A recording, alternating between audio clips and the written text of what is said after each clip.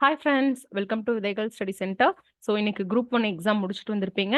So இந்த paper எப்படி இருந்தது அப்படின்னு சொல்லி பார்க்கலாம். ஓகே, ஸோ இந்த பேப்பர் பொறுத்த வரையிலும் ரொம்ப ஈஸின்னு நம்ம சொல்ல முடியாது. எப்பவுமே குரூப் ஒன் ஈஸின்னு நம்ம சொல்ல முடியாது. மாடரேட்ல இருந்து டஃப் லெவல்ல வந்து இருந்தது அப்படிதான் சொல்ல முடியும் இல்லைங்களா? உங்களோட கணிப்பு என்ன அப்படிங்கிறதும் எனக்கு நீங்க கமெண்ட்ல போடுங்க, சரிங்களா?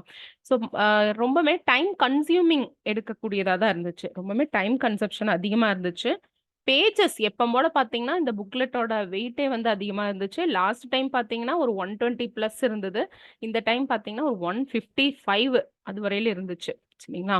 ஸோ ஓஎம்ஆர் எளிமைப்படுத்தியிருந்தாங்க. அது நம்ம பார்த்தோம். A box, B box, C box இதெல்லாம் ஃபில் பண்றதுக்கு நமக்கு அந்த 15 நிமிஷம் கிடைக்கலைங்கிறத சொல்ல முடியும். ஏன் அப்படின்னா, நம்ம மேத்ஸ் கொஸ்டின்ஸ் எல்லாம் பார்த்தீங்கன்னா, ரொம்ப டஃப்பா இருந்தது. Tough means needed time. ஒரு மாடலே மேத்ஸோட மாடலே நம்ம ப்ரீவியஸ் இயர் கொஸ்டின்ல பார்த்ததுல இருந்தே டிஃப்ரெண்டான மாடலுக்கு போயிருக்காங்க. ஒரு 5, 6 கொஸ்டின் வந்து பார்த்தீங்கன்னா, இதுவரையிலும் கேட்காத மாடல வந்து கேட்டிருக்காங்க. ரிப்பீட் ஆகல பழைய கொஸ்டின்ஸ்ல இருந்து. ஸோ, அதனால நம்ம யோசிச்சு போட்டுருக்கலாம். கால்குலேஷனுக்கு நெறைய டைம் எடுத்துக்குச்சு.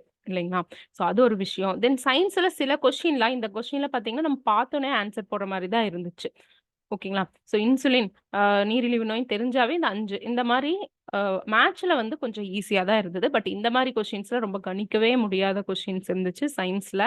மேத்ஸ் வந்து டஃப் தான். Tough means time management. ரொம்ப டைம் வந்து எடுக்கிற மாரி இருந்துச்சு.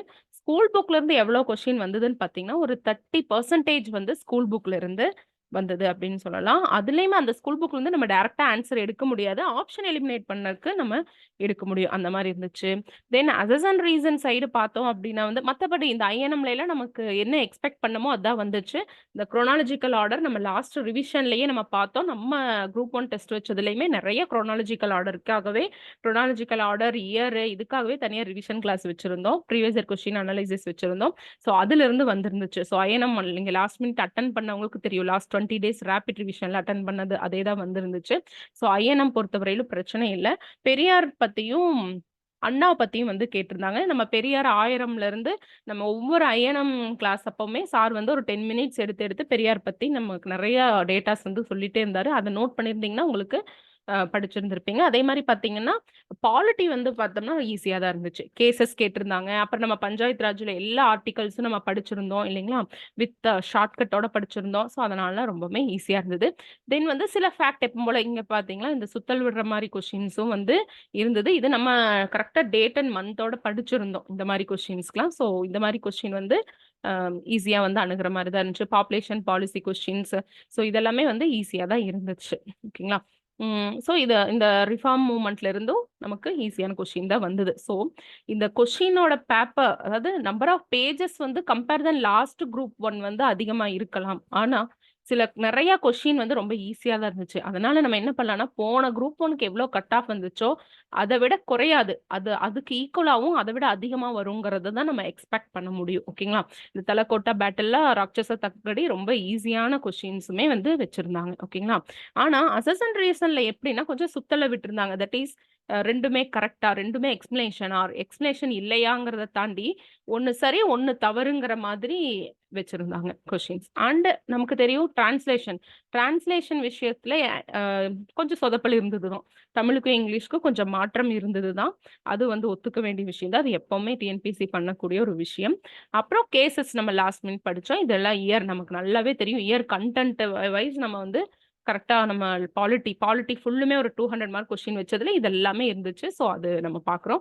தென் எல்லா ஆக்டும், எல்லா இயர்ஸும் வந்து நம்ம தனியா படிச்சிருந்தோம். ஸோ, அதெல்லாம் நீங்க ஃபாலோ பண்ணியிருந்தாங்கவே முடிஞ்சிருக்கும் அப்படின்னு சொல்லலாம். ஸோ, மேக்ஸிமம் ஸ்டேட்மெண்ட் கொஸ்டின் வந்து கேட்டிருக்காங்க. அது ஒரு முக்கியமான விஷயம். மேத்ஸ் கொஞ்சம் டஃப்பா இருந்தது. அது முக்கியமான விஷயம். அதுக்கப்புறம் பார்த்தீங்கன்னா, பட்ஜெட்ல இருந்து டைரக்ட்டாவே வந்து கொஸ்டின் கேட்டிருந்தாங்க. ஓகேங்களா? அ தீரா காதல், திருக்குறள் இதெல்லாமே வந்து கேட்டிருந்தாங்க. அப்புறம் இந்த டைம் ஒரு நியூ ஸ்ட்ராட்டஜி திருக்குறள்ல ஃபாலோ பண்ணியிருக்காங்க. That is assess and reason வந்து திருக்குறள்ல ஃபாலோ பண்ணியிருக்காங்க. அதுக்கப்புறம் வந்து பார்த்தீங்கன்னா, ஒரு குறள்ல எந்த வரிசையில வந்து திருவள்ளுவர் சுட்டிக்காட்டுறாங்க, இந்த மாரி கேட்டிருந்தாங்க. ஸோ ஃபினான்ஸ் கமிஷன் இது நம்ம எக்ஸ்பெக்ட் பண்ண கொஸ்டின். நம்ம லா கமிஷனும் எக்ஸ்பெக்ட் பண்ண கொஸ்டின். ஓகே. இப்ப புதுசா லா கமிஷன் போட்டிருக்காங்கன்னு சொல்லிட்டு நம்ம என்ன பண்ணோம், ஃபர்ஸ்ட்ல இருந்து குரோனாலஜிக்கல் ஆர்டர்ல நம்ம படிச்சுட்டோம். ஸோ கரண்ட் அஃபேர்ஸ் எதுவுமே டைரக்ட்டா இல்ல எக்ஸெப்ட் பட்ஜெட்ட தவிர எதுவுமே டைரக்ட்டா கிடையாது. ஆனா நமக்கு இன்டைரக்ட் கொஸ்டின்ஸ் வந்து நம்ம எக்ஸ்பெக்ட் பண்ணது வந்திருந்துச்சு அப்படின்னு சொல்லி சொல்லலாம். ஓகேங்களா? ஸோ பட்ஜெட்லாம் வந்து நம்ம இந்த இதுல 12th புக்லயே இருக்கு. ஸோ புக்ல இருந்து ஒரு 30-35% பக்கம் வந்திருந்துச்சு. ஸோ நம்ம ப்ரெடிக்ட் பண்ணது மேக்ஸிமம் தமிழ்நாடு ஸ்கீம் தான் கேட்பாங்க அப்படின்னு சொல்லிட்டு தமிழ்நாடுன்னு படிச்சிருந்தோம். பட் சென்ட்ரல் கவர்மெண்ட் ஸ்கீமும் நிறைய கேட்டிருக்காங்க. இதுல வந்து ஒரு ஹைலைட் தான்.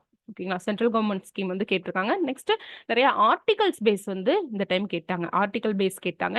அதுக்கப்புறம் எப்பவுமே ஒரு ட்ரெண்டா இவ்வளோ பர்சன்டேஜ் நம்பர் நியூமரிக்கல்ல சுத்தல விடுவாங்க இல்லைங்களா? அந்த மாதிரி இந்த டைம் வந்து விடல. பட் நம்ம 4 ஆண்டு சாதனைகள்ல இருந்து பட்ஜெட்ல இருந்து எல்லா நியூமரிக்கல் பட்ஜெட்ல வந்து எதுக்கு அதிகமா எக்ஸ்பெண்டிச்சர், எதுல வந்து ரெவென்யூ ரெசிப்ட் அதிகமா வந்து இருக்குது, இதோட குரோனாலஜிக்கல் ஆர்டர், என்னென்ன டிபார்ட்மெண்ட்க்கு எவ்வளவு ஒதுக்கியிருக்காங்க, இந்த மாதிரி விஷயங்கள்லாம் நம்ம அந்த இதெல்லாமே நம்ம படிச்சிருந்தோம். பட் சிம்பிளா வந்து பட்ஜெட்ல இந்த ரூ அப்படிங்கிறத மாத்திருக்காங்க இல்லையா?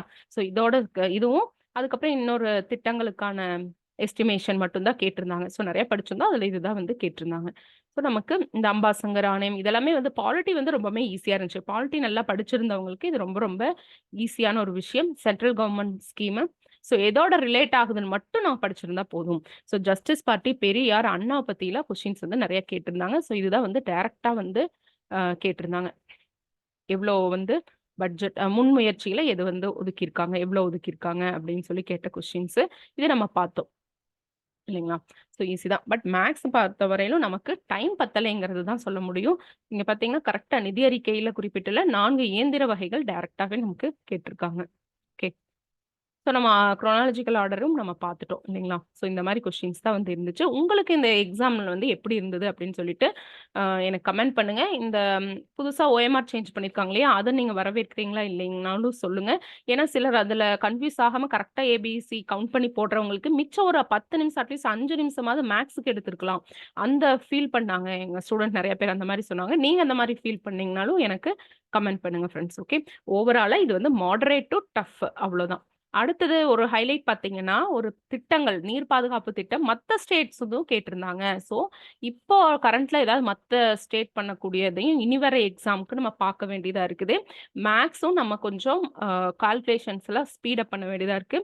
ஸோ, இது மறுபடியும் ப்ரூஃப் பண்றது என்ன அப்படின்னு சொல்லி பார்த்தீங்கன்னா, நிறைய டெக்ஸ்ட் பிராக்டிஸ் வேணும். டைம் மேனேஜ்மெண்ட் வேணும். ஸோ, நம்ம லாஸ்ட்டா இந்த 5 இயர் பிளானோட நோக்கங்கள் மட்டும் பார்க்காம எப்போ குரோத் எவ்வளோ டார்கெட் வச்சிருந்தாங்க, எவ்வளோ அச்சீவ் ஆச்சு அப்படிங்கிறது எல்லாமே நம்ம வந்து படிச்சோம். ஓகேங்களா? ஸோ அதனால இந்த மாதிரி கொஸ்டின்ஸ் இந்த ஒரு கொஸ்டின் தான் இந்த மாதிரி நியூமெரிக்கல்ல கேட்டிருந்தாங்க. அதுவுமே வந்து ஸ்டாட்டிக் பார்ட்ல இருந்தா கேட்டிருக்காங்க. ஸோ இந்த மாதிரியான ஒரு நல்ல கொஸ்டின்ஸும் வந்து நமக்கு இருந்துச்சு. ஓகேங்களா? எதிர்பார்த்த கொஸ்டின்ஸும் நிறைய வந்து இருந்தது. அடுத்தது வந்து பார்த்தீங்கன்னா, எந்த அதிகாரம் அப்படிங்கிற மாதிரி கேட்டாங்க. ஒரு குறள் கொடுத்து அது எந்த அதிகாரத்தோட தொடர்புடையது அப்படின்னு சொல்லி கேட்குறாங்க. அதிகாரம் என்னெல்லாம் கேட்டுட்டு இருந்தாங்க 2021, 22ல இது எத்தனாவது எந்த அதிகாரத்துல இருக்குது? அதிகாரம் என்னன்னு கேட்டிருந்தாங்க. இப்ப வந்து இந்த மாதிரி ஒரு ட்ரெண்டுக்கு வந்து வந்திருக்காங்க. இதுக்கேத்த மாதிரி நம்ம படிக்கணும். தென் வந்து எல்லாமே கரெக்ட் பேர், இன்கரெக்ட் பேர், மேட்ச், அசஸ் ரீசன் தான் வந்து அதிகமா இருந்துச்சு. ஸ்டேட்மெண்ட் பேஸ் கொஸ்டின் இதுதான் வந்து அதிகமா இருந்துச்சு. ஓகேங்களா? ஸோ இதுல சில ஃபேக்ட் வந்து நமக்கு தெரியாததாகவும் இருந்துச்சு. நம்ம கேள்விப்படாத சில மேகசின்ஸ் இதழ்களும் வந்து கேட்டிருக்காங்க. சரிங்களா? ஸோ மாடரேட் டு டஃப் தான் இந்த கொஸ்டின். ஸோ ஓரளவு நம்ம 145 பிளஸ் வந்து எதிர்பார்க்கலாம். எதுவுமே திங்க் பண்ணாம இன்னைக்கு மட்டும் ரெஸ்ட் எடுத்துக்கோங்க. தென் வந்து மெயின்ஸ்க்கான ப்ரிப்பரேஷன் வந்து ஸ்டார்ட் பண்ணிருங்க. குரூப் 2 படிக்கிறவங்க வந்து டெஸ்ட் பேட்ச் வந்து 22nd வந்து நம்ம ஸ்டார்ட் பண்ண போறோம். மெயின்ஸ் வந்து ஸ்டார்ட் பண்ணியாச்சு. ஆல்ரெடி 2 டெஸ்ட் எழுதிட்டாங்க. ஸோ இப்போ ஜாயின் பண்றவங்களும் இந்த 22ஆம் தேதிக்குள்ள நீங்க ஜாயின் பண்ணிக்கலாம். ஸோ மெயின்ஸோட கிளாஸ், பிரிலிம்ஸோட டெஸ்ட் பேட்ச் இந்த 2 ஒட்டுக்கா நம்ம எடுத்துட்டு போக போறோம். ஓகேங்களா? இதை பத்தின வீடியோஸ் நம்ம இன்னொரு கிளாஸ்ல பார்க்கலாம். நீங்க எவ்வளவு போட்டிருக்கீங்க, இந்த எக்ஸாம் பத்தின உங்களோட கருத்தை வந்து எனக்கு கமெண்ட் பண்ணுங்க ஃப்ரெண்ட்ஸ். Thank you so much.